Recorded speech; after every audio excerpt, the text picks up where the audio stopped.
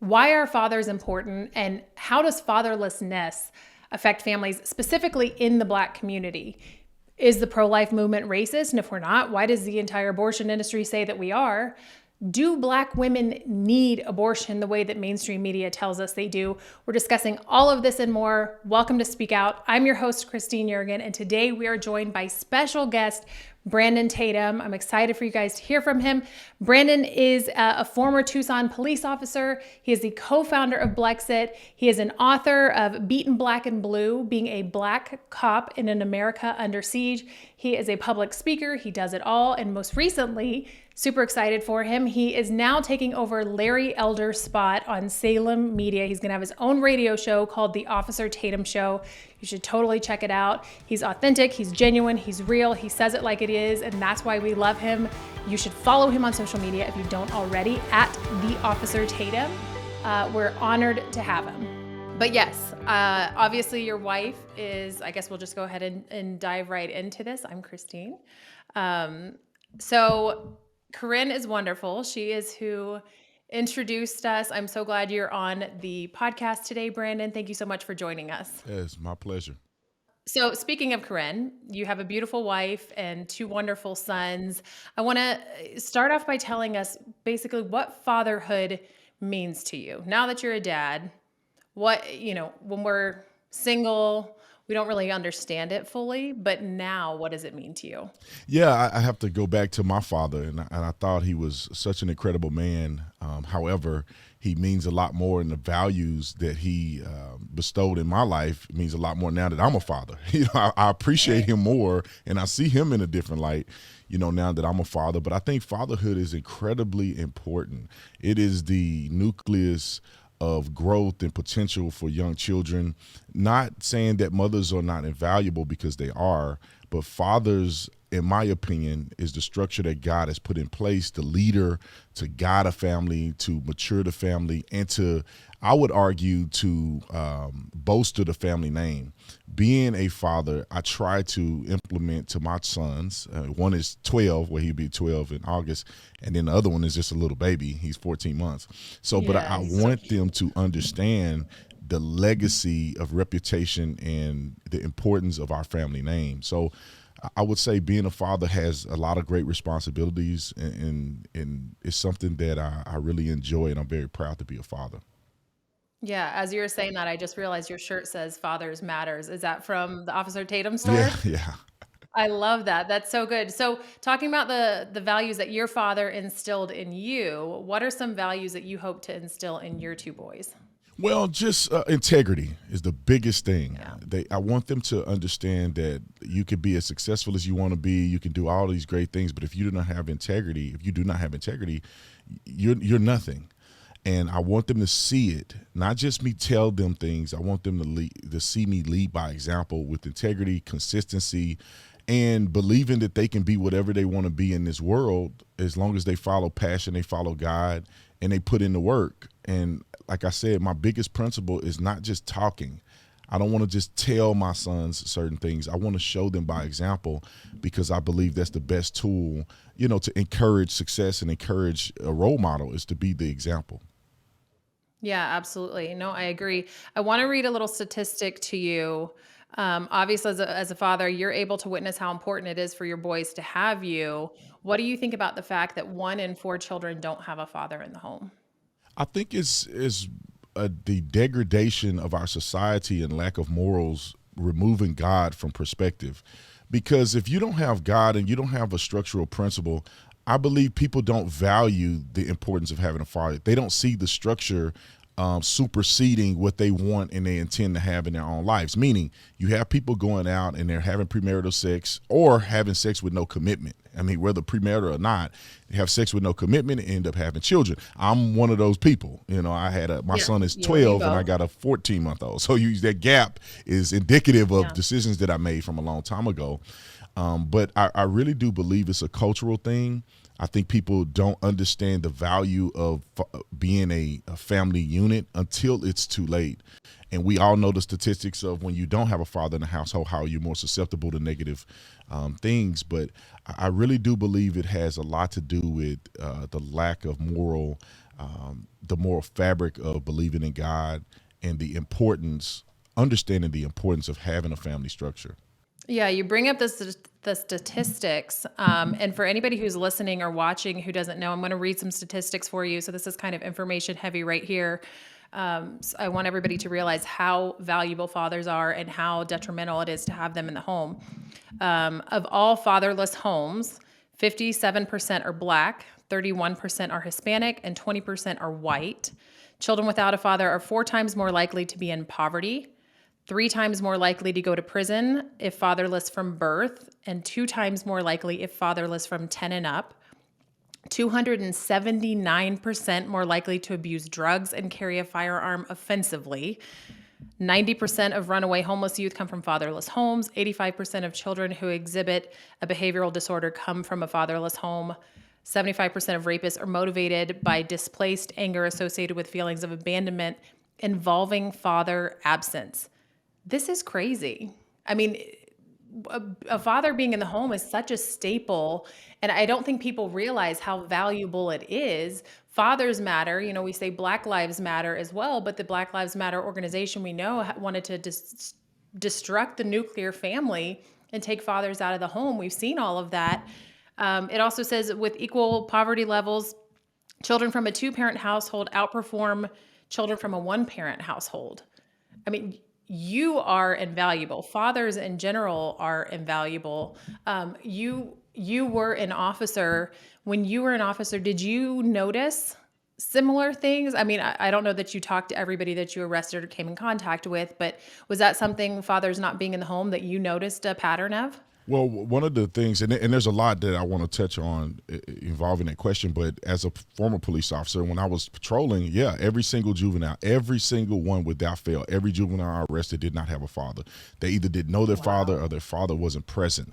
Now, when you talk about the residual effects of adults, you know, those children becoming adults, or my experience with adult offenders, a lot of them had family issues, not having proper leadership. And I want to touch on a few things, because when you spoke of those statistics, I think that people miss a few of the nuances in that. Majority of the people that you're speaking about with firearms and being in poverty or committing crimes, are a lot of those individuals are boys who do not have a structured father. And you got to understand, men and women are built a lot different, psychologically different. Women are more emotional than men, vice versa. You know, there's good and bad on both sides, I would say. But when you have young men who are raised in a household without a father, and you have the biological makeup of a man, and you have only the female energy being introduced to that young man, it is going to cause a lot of problems and a lot of effects that young men do not handle well or cannot handle later in life. And I think that people should understand that. There is also an economic structure to it. Obviously, 2 incomes or 2 hands in the pot it makes it a lot easier than just one person doing it all themselves, trying to work, trying to balance relationships, trying to be the masculine and feminine perspective in a child's life. But I think when you look at fathers not being involved or male influence not being involved, really the young men, I feel like, have a tremendous negative effect. Then that leads to them becoming a person who's not a father or a consistent father, and it has this snowball effect. Now, I'm not saying that young women are not affected, because I feel like young women need their fathers just as much as young men, because who's going to tell you how to pick a man if you were to get married? How should a man treat you? A father is supposed to show that example in the household. And when young people don't see a structured example, they begin to make a lot of mistakes early on in relationships, and that residual effect will then be passed down to their children. I'll give you a perfect example. When I was younger, and it's crazy because my mother and father were split. Even though my dad was involved, I did not grow up in a structured family environment consistently. And I remember in high school, they said, your 5-year plan. And I'll never forget this. My dad still have the pamphlet. A part of my 5-year plan was to have a child and then marry my baby's mother. Now, that tells you that the structure of relationships were all distorted in my mind. Even though I had a father, not having a nuclear family made me believe that having a child outside of marriage was normal and also a viable option for me in my 5-year plan. So structured families and also consistent fathers are invaluable to building prosperous relationships and building great kids to to build the future in this country. No, you're absolutely right. It's interesting. We both, had unplanned pregnancy. Obviously, you didn't get pregnant. But I had one myself, and I do remember when I didn't know if my son's father was going to be involved or not. He had offered me $50,000 to have an abortion, and it was a situation where I didn't know what was going to happen. And I remember falling asleep at night, rubbing my belly, just crying myself to sleep, thinking I'll try to love you enough for the both of us. I'll do the best job I can for the both of us. And I was so naive and thinking that I could even do that as a single mom. There's no way I could replace what a father is supposed to be. And we're so fortunate now, and God turns, stories for good all the time. And my story is now a testimony, and his dad is involved. So I don't have to wonder about that anymore. And I am married now too. But you mention guys, boys, but it also affects women, young girls. And it says here, I've got a bunch of notes here that I wanted to read because I studied up on it. And it says children without a father, and I'm assuming this is women, obviously, although the left might tell you otherwise. Right. Children without a father are 7 times more likely to become a pregnant teen. Aside from an increase in the likelihood of teen pregnancy and early sexual activity, women who were raised in fatherless homes had significantly higher abortion rates than those women raised by a mother and a father. So not only are they more likely to become pregnant, they're also more likely to abort that baby. Yeah, that sounds like a reasonable conclusion given the importance of fathers. And I want to go back to a certain point because I want to make sure I clarify the terminology. My situation, I don't believe, was a unplanned pregnancy situation. It was a poorly planned pregnancy, right? Because Sure. I knew that if I did XYZ, that could lead to a pregnancy. Right, right. So I felt like I was negligent in my approach, and I did not take precaution knowing that this could result in a pregnancy. However, of course, when it happened, you got to make the best of it and do the best you can as a parent, which is what I did. As a father, I said, I don't care what happens. I'm going to be in my son's life no matter what.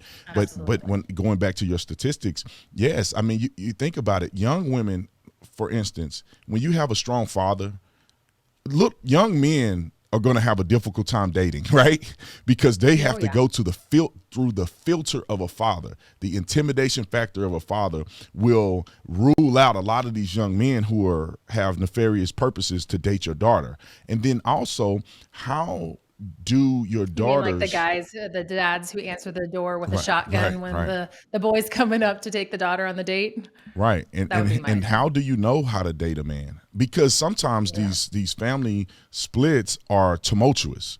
In many of these cases when people are not together, they're not together for a reason. And there's not a healthy relationship between the two. Sometimes there are, but in many cases that I've known of, there's not a healthy relationship. So there's a brokenness in one of these parents that the child live with, and they begin to feed off of the brokenness, right? And especially in the Black community, there's a sentiment of, I don't need a man. I got this by myself. Mama bear strong. I can do it all. I'm your daddy and your mother. But a young woman can see that brokenness, and she begins to treat men the way her mother treats men, which is, I don't need you. I don't believe I should depend on a man. And then that relationship, boils down to negative experiences. Promiscuity. When you don't know the value that you have validated by your father or a man, then you allow young men to treat you any kind of way. And I think that's why you see the numbers of the young women being more promiscuous, or them having children, pregnancies, or having abortions, because they don't have the self-worth that they would have if they were validated by their fathers. No, you're right about that. And we see that today all over. Even I don't want to get away from fatherlessness and the effects that it has on children, and the effects that it has even on abortion rates. But even with girls who do have fathers, they're pushing this hookup culture now that children should just, be participating in sex at a young age. I mean, there's girls who do it in middle school now, even younger than that. We're seeing that people don't think it's that big of a deal. Schools are sending out surveys asking if kids have been sexually active, as if it's a normal thing. We know that it's not. Is that something that you're going to talk to your boys about? I would assume so. We get away from this idea that abstinence should be practiced. Is abstinence plan going to be part of your parenting? I'm curious. 1,000%. One thing that I regret, and I don't have regrets in my life, I wish that I would have waited until I got married to have any kind of relationship with anybody. It was a complete waste of my time to deal emotionally with people that was not my wife. I love my wife. We have a wonderful relationship. And I felt like I wasted all this time with all these different people, these emotions, up and down roller coaster emotions with people that I was never meant to be with. And so that's 100% one thing I want to preach to my sons. My son Bo is going to have the experience of having a 2-parent household. Caden, my oldest son, he don't have that experience. Him and his mom and I do not have a great relationship. I mean, it's not the worst. We don't have a great relationship, and he has to go back and forth between the two of us. One thing I want to preach to him is that you see what you've gone through as a young kid. You know, dad takes responsibility. I believe it's my fault, but I don't want you to repeat the cycle. So these are the elements that you need to think about before you end up putting your child in a situation that you feel is undesirable. I know my son is not happy with the things that go on as far as him having to split time between mommy and daddy. And those are things that I feel like that parents need to focus on. And also men are becoming wussified, in my opinion, letting their young women, their young girls dress like sluts and doing all kinds of other stuff, letting them date little boys, and they become washed down. And that's why, even with the dad in the home, hookup culture and all this stuff seems to be relevant. You have to, now you don't want to beat your kids up too much because then they're going to go experiment behind your back. But you need to hold them accountable and teach them principles and show them examples of what modesty looks like, of what saving yourself looks like, or at least a person needs to have a level of commitment to you before they get anything of value from you. And men should be unafraid, unashamed to enforce those things and teach their daughters positive habits. Because I'll tell you what, I'm not going to say any names, but in my family, I saw this circumstance play itself out. A 2-parent household, everything you need, financial stuff, middle-class lifestyle, but allowing the daughter to date early. Just because the parents knew each other, it was allowed to date and to go to the movies as if these parents were not in middle school before. And that young girl got pregnant at 15 years old. Now, it was one of those crazy miracle situations where she didn't know she was pregnant until she was giving birth. But she was pregnant at 15 years old. And obviously everything has worked its way out up until this point. But allowing your young child to date at such a young age, you know, without supervision is going to lead to things like this. No, you're right about that. My son's 14, so he definitely has noticed that girls are cute and, you know, has crush on girls. And he's always like, Mom, all the girls at school have a crush on me. You know, I could get any girl I want. And I'm like, and do what? Where are you going to go? You don't do anything. You're not allowed to go on dates. You're not allowed to do anything. You know, he'll tell me that he was dating someone, and I'm like, you say hi in the hallways? Like, what do you do? I'm not letting my son go out on dates. I'm not putting him in those situations where temptation can occur. I think that's a problem that we have. And you mentioned that girls do dress a little bit promiscuous these days, and modesty has kind of lost its way. And I won't say that that's an open invitation for anything, but I definitely do think young boys have eyes and they're experiencing that attraction for the first time. And half the stuff I see young girls go out and they, you know, they'll come to Noah's football game and walk around the football field. And I'm looking at them like, my dad would beat my butt if I wore that out in public when I was that age. Like your actual rear end is hanging out of your pants. What are you doing? You're 13, 14 years old. This is insane. Yeah, I see it all the time. I mean, it's disgusting. And I don't think that it yields justification for somebody to approach you, attack you, but you are what you're doing is there's a presentation that you have, You're right? doing it for a reason. You want people to look at you. I'm a girl. I know why we dress up. Right, but even if you don't, you are getting the attention. You're going to get the attention, meaning that you have a first impression. You go to a job interview, you're going to dress nice and be professional because you want your first impression to be there. I don't know why young women today think this, and I'm not a young woman, so I really don't know exactly what they think, but that first impression in a boy's mind is that you are easy, you are promiscuous, even though you may not be. That's what is in the mind of young boys. And so all they see you as a sexual object. Even pedophiles or these men who are sick in their minds, they're going to think and they're going to go for young women that they believe are promiscuous, are easy, are accessible to them, that have issues with their family or whatever the case may be. They're going to target you. You don't deserve it, but I wish that people would realize that there is effects, man. I look at Instagram. You can't miss a feed without seeing women, because I like smoking cigars. Women smoking cigars and their breasts hanging out and their butts hanging out. You know, one of my producer loves golfing, so I see golfing stuff. I like to send it to him. You scroll by women golfing, and it's not every woman. They got their butts hanging out, golfing on the golf course. Men are not presented that way. When you see men golfing, there's no promiscuity in men. It's not like they walking around with a G-string on. You know, you see men in sports. It's like our culture is gearing these young women to being sexual objects. And sometimes they fall into it because they love the attention. Of course, everybody likes some attention, but it really makes their value go down in the eyes of men, maybe unbeknownst to some of them. Sure. Your wife is a good example. I don't know if everybody who follows you follows her too. They probably should. I love her, but she's a good example of how you can be fashionable, how you can show up on Instagram and still be modest. You know, I never see her, hanging out all over the place in outfits maybe she shouldn't be. Now, if she does that for you at home, that's one thing, but she doesn't put anything all over Instagram. And she always presents herself very well. And I think that's such a classy thing to do. And I respect her so much for that.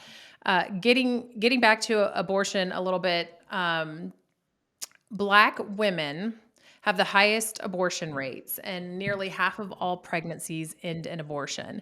Do you think this is directly linked to fatherlessness and the way that Planned Parenthood preys on minority communities? Yeah, I think there's direct links, not the totality of the reason why women are doing this, but it's directly linked. I mean, we know that Margaret Sanger was a eugenicist, the founder of Planned Parenthood, and she was a racist. Yep. She believed in destroying or terminating pregnancies of the undesirable people, which at the time were Black people. So the whole foundation of Planned Parenthood was geared towards eliminating the undesirable, and they push it and they promote it and they advertise it, and it's propaganda and it's misinformation that is put out to these young people that they think that this is a valuable option in lieu of making better decisions. And they have the Planned Parenthood positioned in low income areas. Now, in addition to the fact that it's propagated and it's something that's pushed on to Black women specifically. I saw a billboard that said it's better for you to have an abortion than to give birth as a Black woman in America. And so they're pushing it. Also fatherlessness, right? Young men who fathers are not teaching them to be responsible, not teaching them to be responsible. More likely to get pregnant. Right. And they're not taking care of their responsibilities. Right? Yeah. I mean, the young man gets a girl pregnant and say, look, I'm gone. I'll pay for your abortion. I'm out of here. And then it coerced, in some cases, young women to feel like that's their only option because homeboy is not going to be there and help take care of her. You don't want your parents to know. And all of these pressures that are put on young women, and then they go and end up in the abortion clinic. So culture is a part of it as well. Fatherlessness is a part of that culture in part. And also poverty. When you talk about a person, we were talking about this last night on my live stream, is that poor decision leads you to poverty. Poverty recycles you in poor decisions, and you end up in this circle. And when you talk about these young women that are probably having abortions, I guarantee you they're not majority in the middle class or not successful. They are living in poverty, and they believe that this is a valuable option, which caused them in some cases to make poor decisions. Meaning, I would argue, and I don't have the stats in front of me, but I would argue that promiscuity in poverty is probably more prevalent than in places where people are pursuing excellence. You know, it's more likely if you're sitting around without a job for you to make poor decisions because you have nothing to lose, versus a person who is successful and a business person who, by statistics, tend to have children later in life because they're pursuing excellence or they're pursuing a job or whatever the case may be. You see the dynamic in poverty that cause a lot of these abortions too. So in my opinion, based on what I see, it seems like a vicious cycle in the inner city, in Black communities, with culture and fatherlessness and poor decision making, and the access to propaganda pushed through abortion clinics is the reason why those numbers are where they're at. Yeah, abortion clinics say that Black women need abortion, which I think is racist. Black women don't need abortion any more than anybody else. It's no different, and Black women are fully capable of raising children and going through hard circumstances just the way that any other race is capable of going through. Margaret Sanger, actually, I have a quote for anybody who's listening who may not know. Sanger excuse me. Sanger has also said that she believed that birth control must lead ultimately to a cleaner race.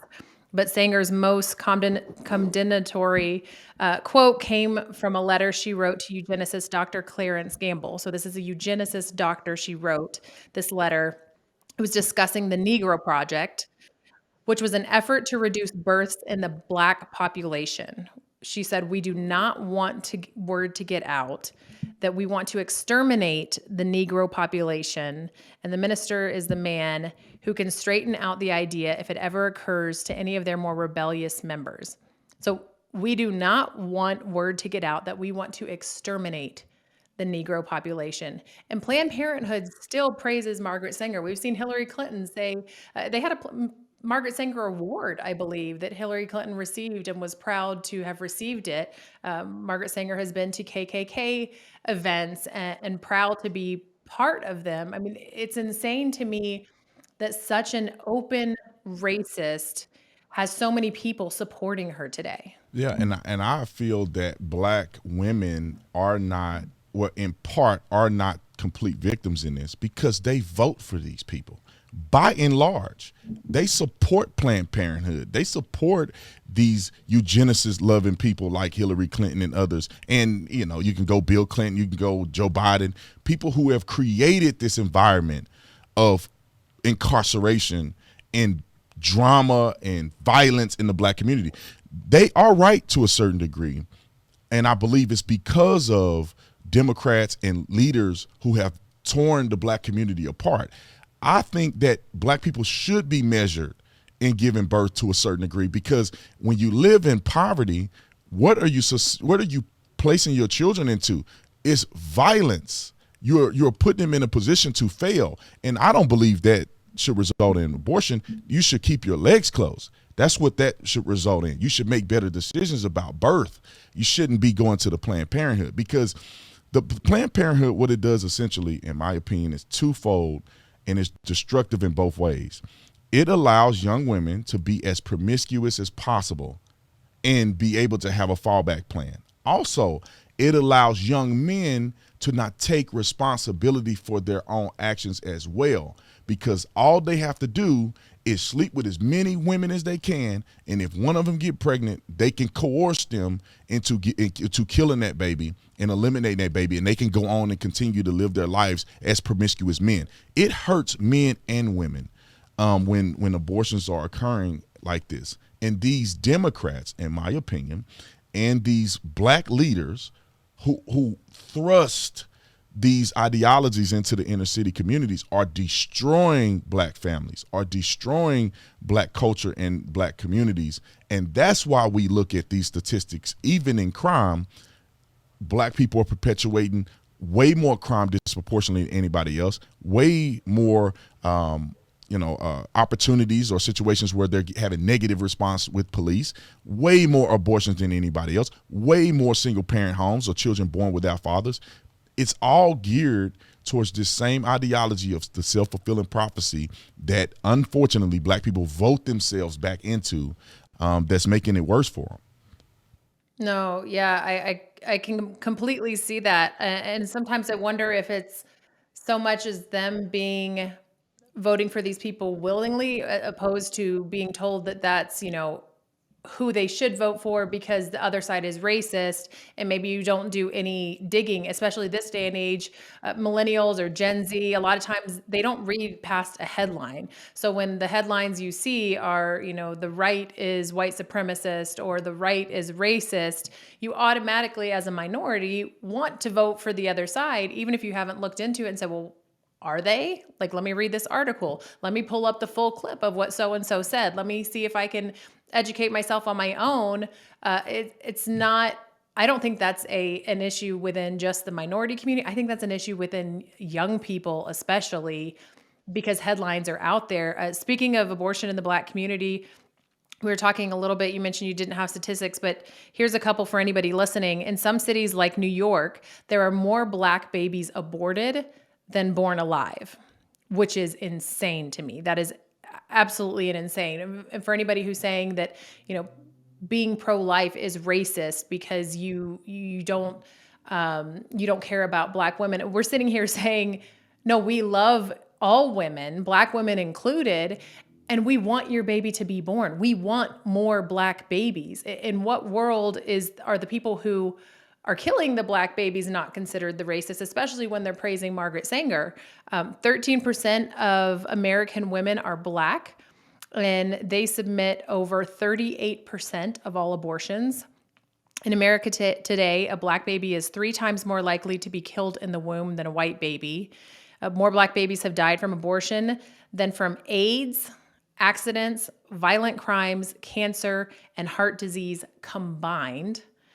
And it's estimated that 19 Black babies have been killed by abortion since its legalization. The statistic, last one, since 1973, abortion has reduced the Black population by over 25%. And we're sitting here saying we want more Black babies to be born, and somehow we're the racists. Do Black people need abortion, Brandon? Well, I don't believe they do. And I believe that for some reason, I don't know if it's spiritual, it probably in part is spiritual, Black people have fallen for degradation of their own selves. Like it was a Klans member. I saw a video clip of a Klans member saying, hey, we don't have to do nothing to Black people anymore. They just kill themselves. We just put a little alcohol in the community and watch them implode. And that's exactly what I see happening, because how do you act outside of your best interest and berate people who are trying to act in your best interest? To criticize Roe v. Wade, to criticize Planned Parenthood, which it shouldn't even be called Planned Parenthood, it's planned to eliminate parenthood, to criticize that or support that when it's destroying your own community is asinine to me. Because population in a democracy or a constitutional republic in which we vote is detrimental, right? Because if Black people, as a group of people, if they want to have a group in a culture, you need more people to vote, so, right. Hispanic people are coming over into our country, whether legally or illegally, and they're giving birth and they're having multiple children.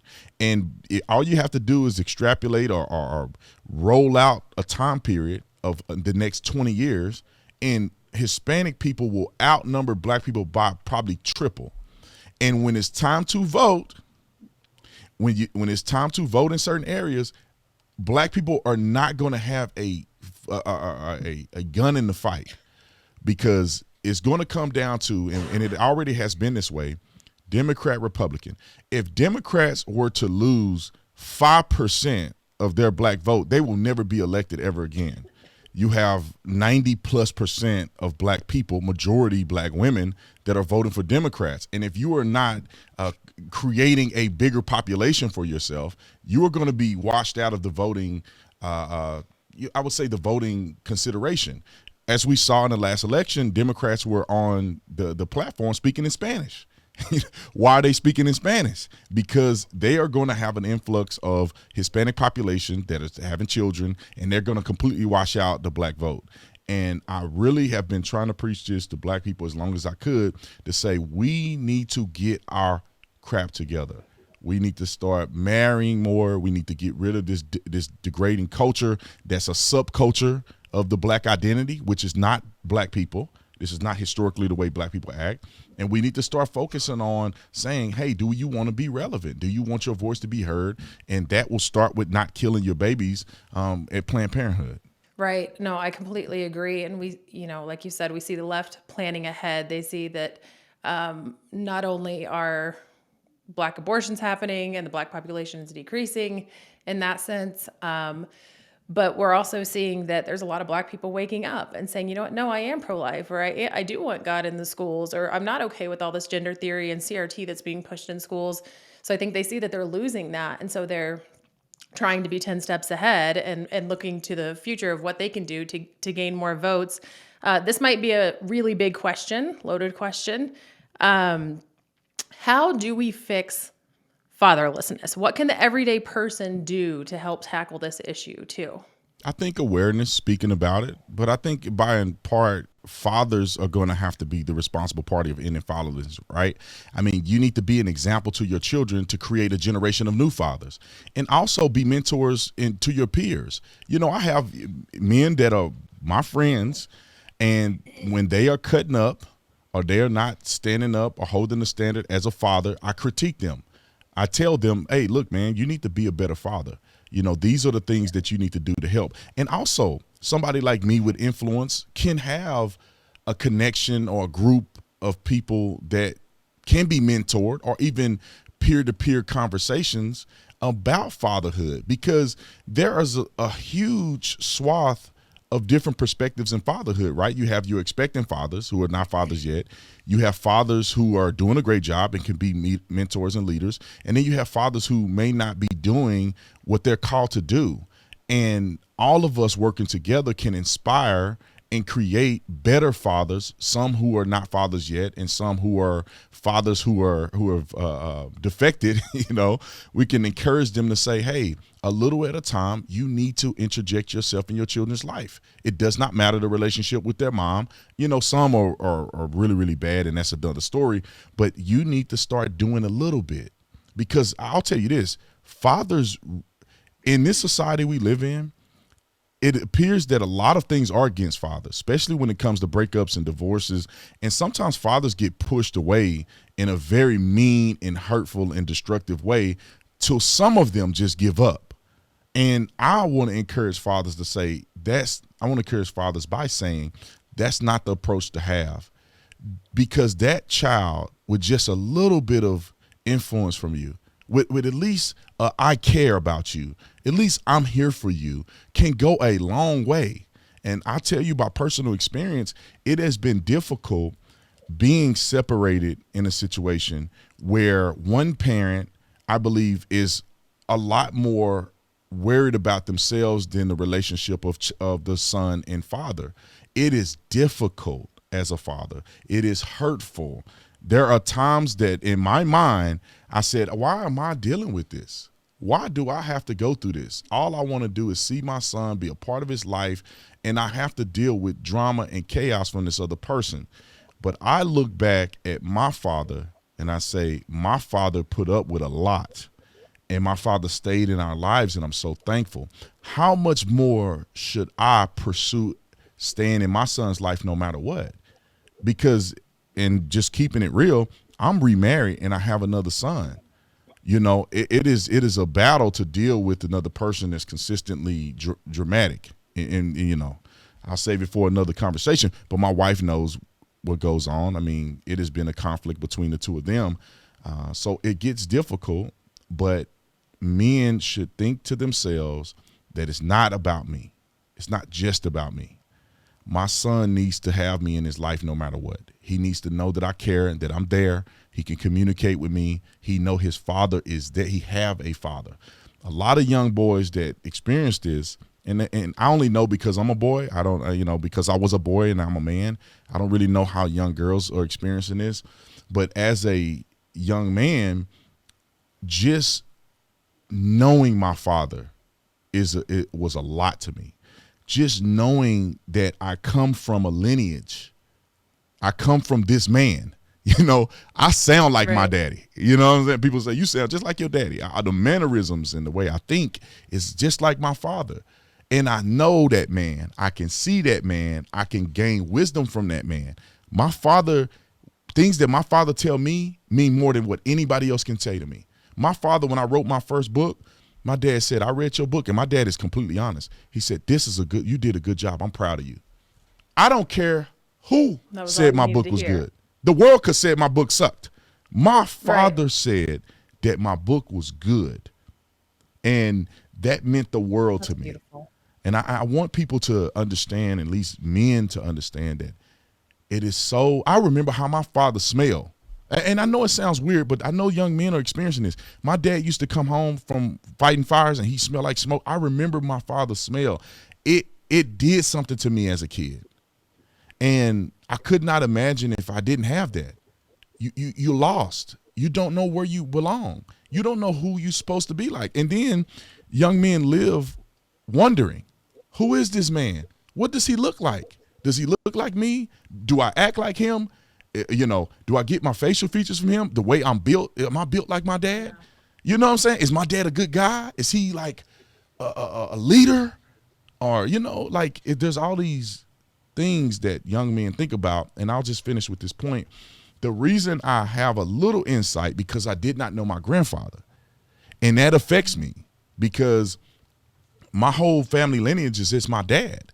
And of course I did my genealogy and I looked back on some of these people and I met my grandfather a little bit, but it really, people don't understand how the power of generational, you know, I guess things that can be passed down generationally through the father, how powerful that is, you know, and monumental that can be in somebody's life. I think it's so beautiful the way you talk about your dad, and it's such a testament to how important fathers are because obviously he has had a huge impact on you. And I think anybody listening can feel that through the way that you're talking about him. The whole point of this show is for me to encourage other people to speak out. That's the name of the show. Obviously, you're really great at that. You are a fantastic leader and influencer, and people listen to you. For people who are not maybe comfortable talking about abortion or comfortable talking about fatherlessness in general, let alone fatherlessness in the Black community, how would you encourage them to speak out? Well, I would say, you know, find someone you trust that you can vent to, right? You can speak with. You can't just divulge some of these things to just anybody because they'll crap on your dreams. They'll crap on your feelings, right? Some people that have a damaged relationship with their father, they don't want to hear you talk about how much you love your daddy, you know, or even if it's your mama that hates your daddy, they don't want to hear you talk about how much you love your daddy. Or if there's a woman who, if you're a woman and you've had an abortion before, and I want women to understand this, if you had an abortion before, it's okay to say, I will never do that again. It's totally fine. You don't have, God can forgive you. People make mistakes, people do things and they learn from it. It's okay to say I will never do that again, and I have learned from the situation I've been in. But you got to make sure you're talking to the right person about that. You get a person who's hyper religious, you going to hell because you had you're unredeemable. You don't want to talk to people like that. Find someone that may have experienced what you've experienced and have these conversations. One thing that will hurt you is to keep it bottled up, to never talk about how much you miss your father or how much you wish you had a father in your life, to never talk about what people would consider daddy issues. If you don't talk about them, they will manifest themselves in some form or fashion, whether it's with a friend or whether it's with a professional counselor. You need to talk about it. These abortion things, I've seen it. I support many pro-life organizations who give And we love you for it. women opportunities, who decide to make a different decision than abortion. But you know, a lot of women are experiencing a lot of things once they have an abortion. A lot of, you know, I don't know the words to use, but they're feeling turmoil. They're feeling less than. They're feeling like they made such a devastating decision, and they have nobody to talk to because these feminists are not supporting them in many cases. They're saying, it was a great thing that you did that. It's all about you. But some women are saying, no, I don't think that my whole life experience is just about me. But you have to find someone to talk to about that. Get it off your chest, express it, cry about it. You know, all the emotions that you feel, get it out so you can move on and make better decisions and continue to live a great life. Right, you're right. Women who regret abortion, and it happens all the time. The left will say it doesn't happen. Pro-abortion supporters will say it doesn't happen, but we know that it does. And women who do say that they regret it, they're demonized and kind of like shunned by their side who promotes abortion because they don't want women to know that there is regret. And you're right, God's grace is so big that there is no sin that it won't cover. So there's healing there. There's a future there. You don't have to live with the grief and the pain and the regret. Brandon, I want to say thank you so much for coming on. I really, really appreciate it. Go give Corinne a hug for me and that cute, sweet little baby. I will. Thank you so much for having me. It was my pleasure. And thank you for what you do for men and women out there that need to hear this message. I appreciate it. Thanks, Brandon.